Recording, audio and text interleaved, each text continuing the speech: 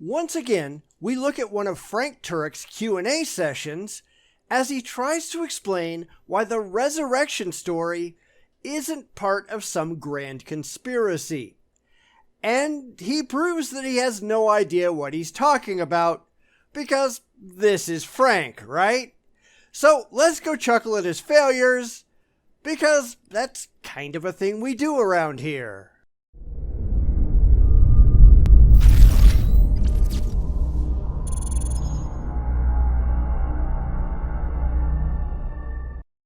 I really don't know which one is worse, Frank's old-style Q&A videos or his new, more sort of polished ones, because both of them are dumb and they both have their own built-in failures.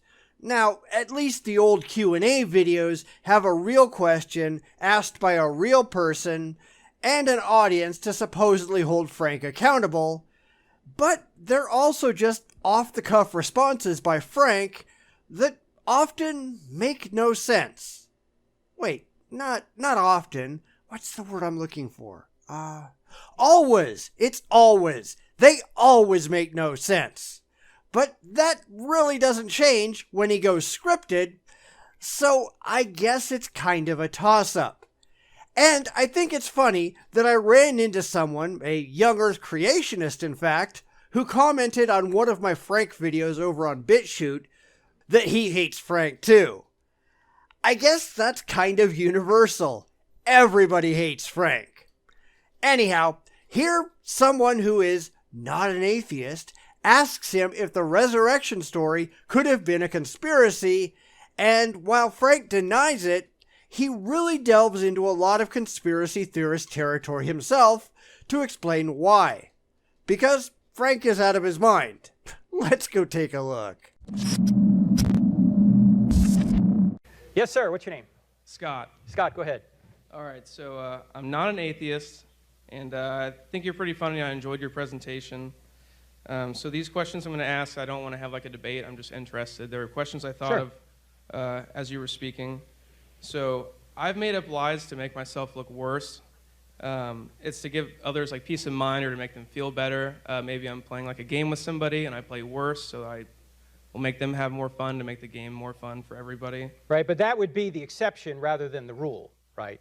You wouldn't make up, you wouldn't make yourself look bad in a format like the New Testament where you're trying to tell the truth about what happened to Jesus, and you wouldn't, I wouldn't think anyway, you wouldn't go forward with suggesting that you were dim-witted and that you ran away while the women were the first witnesses, and it just seems to me it would be improbable for any group of people to do that.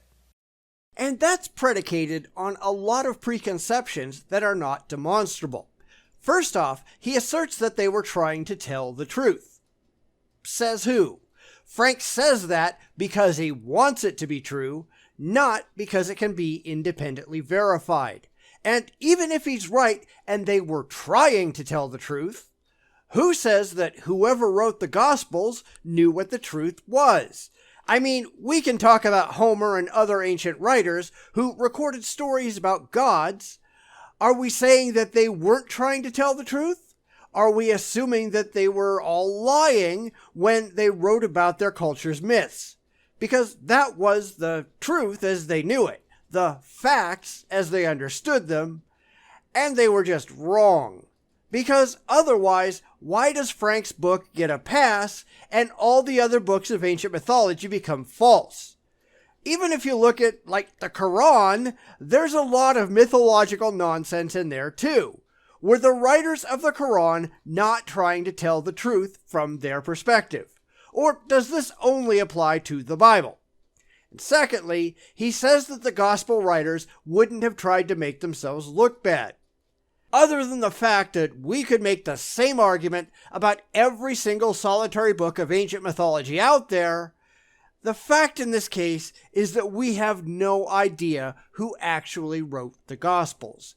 Matthew, Mark, Luke, and John may not have ever existed in the first place. Therefore, any writing that made the characters in their tales look stupid They were just characters in a book that could be made to look bad with no personal consequences at all. Frank is simply assuming that his faith is true, even though he has no evidence to back it up. He assumes that his beliefs are valid and is basing his entire argument on that assumption. So Frank, as usual, is not being rational. Well, that's actually my next part. Okay. So there's some people out there who are not homeless, but they pretend they're homeless, and then they lie about who they are, and they say, I'm not good at life, this is me on the street, because they want to get money from people. That's right. So can you see how other people would lie to make themselves Yeah, homeless? but if you look at what the New Testament writers, what did they get out of doing this? Nothing, assuming for a moment that the Gospels were really written anonymously, and the names that appear on them, names that were not attributed to them for decades, if not centuries after they were written, were just imaginary characters fulfilling a role in a story. This is the fallacious argument from Consequences. It couldn't have happened that way because look at the consequences. But if they're not real, if they were not written by the people who supposedly suffered, not that we have any actual evidence that they did, it's all church tradition, but even if they did, so what? I mean, delusional people die all the time. Muslim suicide bombers kill themselves all the time, or they're gunned down by the authorities before they can blow themselves up. If one of them penned a religious story before they hit the button, does that make the story true? Because I don't think Frank would buy into that one. In fact, my friend J. Warner Wallace, who's a cold case homicide detective, he and I do some seminars together. You've seen him on Dateline because he's been on Dateline 5 times solving murders that are decades old. He says when he finds a dead body, there's only 3 reasons why that body's dead. You don't walk in and find a dead body and go, there's 1,000 reasons this guy's killed. No, there's only 3, or a combination thereof. Sex, money, or power, or some combination thereof. Or natural causes, or a ton of other things that can cause someone to die. I mean, come on, you can't be that stupid, Frank. You just can't. And I love how he plays the appeal to authority card. I don't care what this guy has done, and I've taken on a Wallace video in the past, and he was just as irrational as Frank. What he said, what Frank reported that he said anyhow, is just false. I suspect we're not getting the context in which this quote was said, but as stated, it's just wrong. Frank is cherry-picking things that he hopes will support his beliefs, even if that usage is dishonest or wrong. So keep that in mind. Okay, now I ask you, those are the motivations for conspiracies. Sex, money, or power. Did the disciples get chicks by saying this happened? Who knows? It isn't recorded in the Bible, but that doesn't mean it didn't happen. The Bible isn't a complete record of everything that went on. It didn't record when someone went to the bathroom either. That doesn't mean they all just held it forever. And again, that assumes that any of the disciples were actually real people in the first place. There isn't any evidence that they were. Like with Jesus, you have no independent, demonstrably eyewitness accounts of any of the disciples outside of the Bible. Now, that doesn't mean that they weren't real, but you can't just assume that they were and use that assumption as support for your emotionally held beliefs. Did they get power by saying it happened? More than likely, at the very least, they got influence. Supposedly, churches wanted at least some of them to come and speak. I assume they got paid for their sermons or were, at the very least, cared for along the way by believers. If you don't get food and shelter and clothing, you don't keep traveling for that long. I mean, look at cult leaders today. You don't think they have tremendous power over their followers? Look at televangelists. They bring in crowds of thousands that fawn over them and give them money. And even if you want to think that somewhere down the road something bad happened to them, they didn't know that when they were preaching.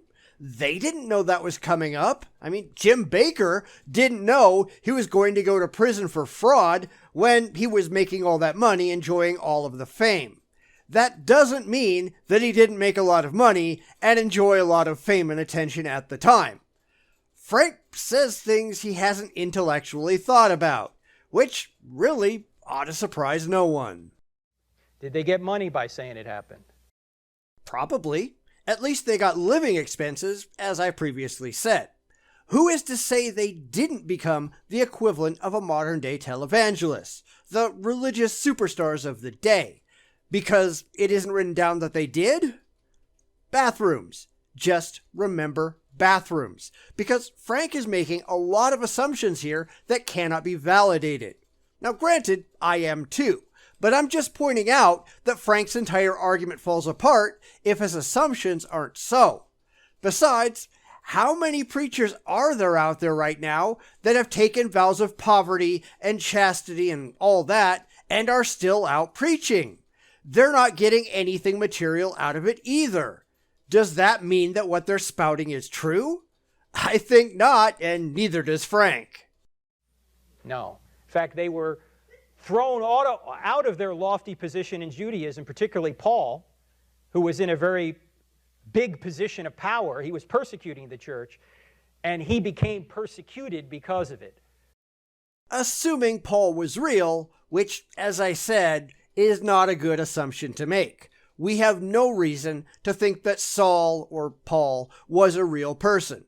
He's just another character in a book of mythology, and that's something that Frank refuses to accept because it makes him feel bad. We keep running into the same problem, that Frank assumes things that are not evident and not defensible because he gets an emotional woody out of it. Frank lacks the intellectual integrity to step back from his faith and evaluate the evidence on its own merits. So he didn't do it, and the apostles didn't appear to do it for any of those normal reasons you do to commit any kind of conspiracy or crime.